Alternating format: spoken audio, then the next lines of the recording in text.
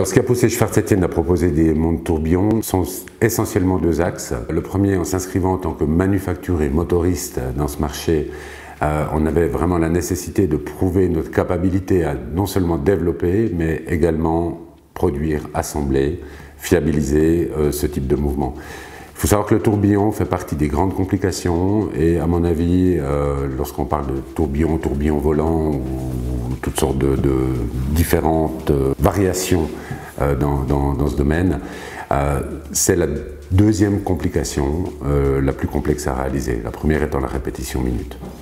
Le deuxième axe s'inscrit parfaitement dans la philosophie et dans la stratégie de Schwarz-Etienne que nous avons lancée en 2015, là où nous avons mis l'axe aussi sur nos mouvements propres mouvements manufacture, qui était de dédramatiser la petite complication ou la complication et de montrer sur le dessus comment ça fonctionne, tout simplement.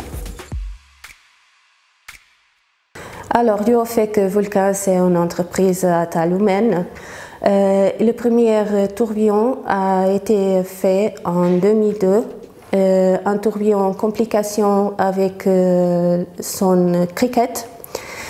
Et ce deuxième a été fait en 2014 et le plus grand challenge c'était, bon, à côté de la partie financière évidemment, l'investissement que ça oblige, c'était vraiment la collaboration de toutes les personnes qui travaillent chez Vulcain.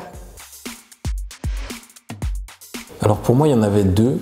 Le premier c'était de faire un mouvement ergonomique, c'est-à-dire qu'on part déjà sur une complication, il fallait que ce soit simple à monter, qu'on ne rajoute pas une couche de surcomplication là-dessus, donc d'avoir quelque chose de simple à monter, à entretenir.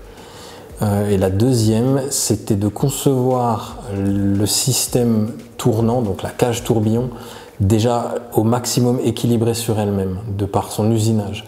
Parce que le tourbillon, il doit compenser les effets de la gravité, et pour que ça se fasse, il doit être bien équilibré. La cage doit être bien équilibrée, et le balancier doit être bien équilibré à l'intérieur.